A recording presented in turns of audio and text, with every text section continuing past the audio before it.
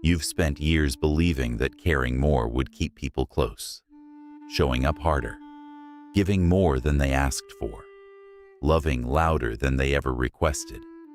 But here's what nobody tells you. Most people think others pull away because they cared too much. The truth is worse. People rarely run from your affection. They run from the weight of being responsible for it. And strangely enough, that's good news, because it means you finally understand why it kept happening.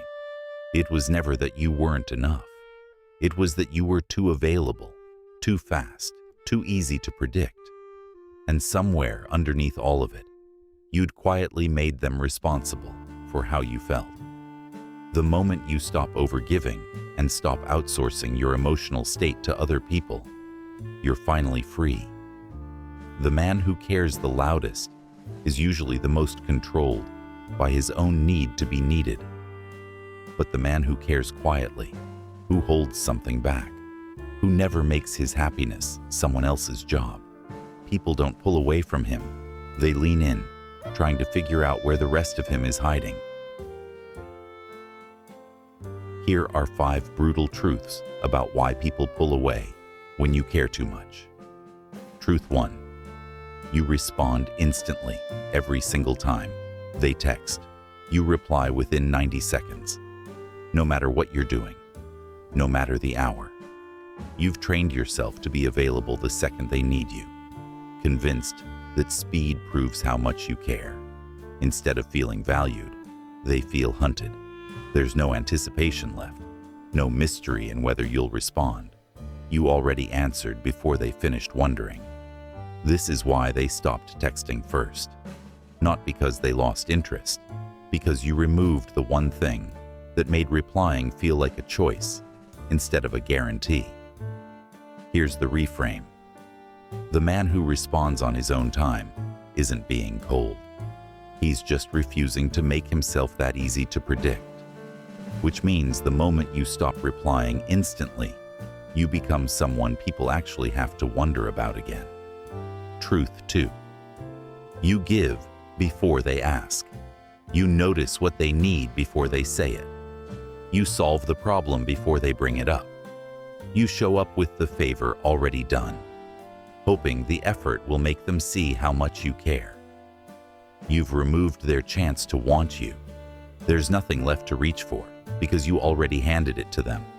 This is why their interest faded faster than you expected. Effort that costs you nothing to give, costs them nothing to forget. Here's the reframe. People don't value what's freely given before it's wanted. The man who gives everything up front isn't generous. He's teaching people his effort comes free, every time, no exceptions. Which means restraint isn't selfishness. It's what makes your care worth something when you finally give it. Truth 3. You make them responsible for your happiness.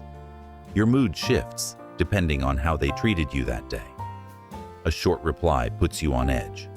A canceled plan ruins your evening. Without realizing it, you've handed them a remote control to your entire emotional state. And you check in with them the way other people check the weather. The more your happiness depends on one person, the heavier every interaction with you becomes. They start to feel it before you ever say a word. The weight of being responsible for how you feel. This is the truth we opened with. People rarely run from your affection. They run from the weight of being responsible for it. This is why they started pulling back, even when nothing was technically wrong. Here's the reframe. A man whose mood doesn't depend on another person's behavior is the only man who's actually safe to be close to. Nobody wants to hold the weight of someone else's emotional balance. They want to add to a life that was already steady before they arrived.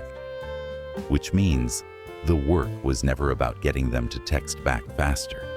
It was about no longer needing them to. Truth 4. You let them know exactly where they stand every time. You explain how much you care, in detail, repeatedly. You tell them what they mean to you before they've had the chance to wonder. You narrate your own affection like a man defending himself in court. The tragedy isn't that the chase ends, it's that the more certainty you hand someone, the less emotional investment they ever need to make. They stop wondering. And people rarely protect what they never had to earn. This is why you felt abandoned, even though you did everything right. You gave them the ending before the story had a chance to build any tension. Here's the reframe. The man who lets his actions speak, instead of narrating his feelings on repeat, keeps something in reserve. Uncertainty is what makes people lean in. Certainty is what makes them stop looking, which means saying less about how you feel doesn't make you distant. It's the only thing that keeps them invested. Truth 5.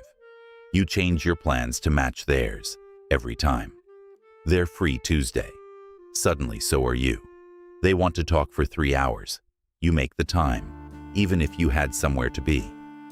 You've built your schedule around their availability so consistently that your life has started to look like a waiting room for theirs. You have no center of gravity of your own anymore. And nothing is less attractive than a man with no orbit, no pull, nothing happening in his life except waiting on someone else's.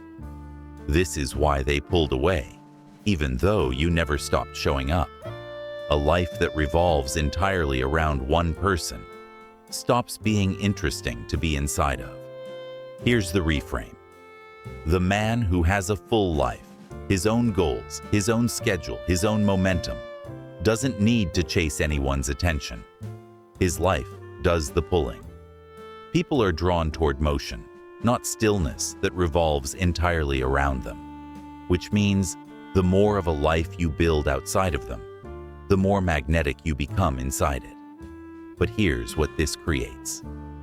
Pulling back after years of overgiving feels unnatural at first. You'll worry it looks like you stopped caring. You'll feel the urge to overcorrect, to prove your restraint is real by explaining it. Don't. Let the change speak for itself. Because the version of you that gave everything immediately was never more lovable.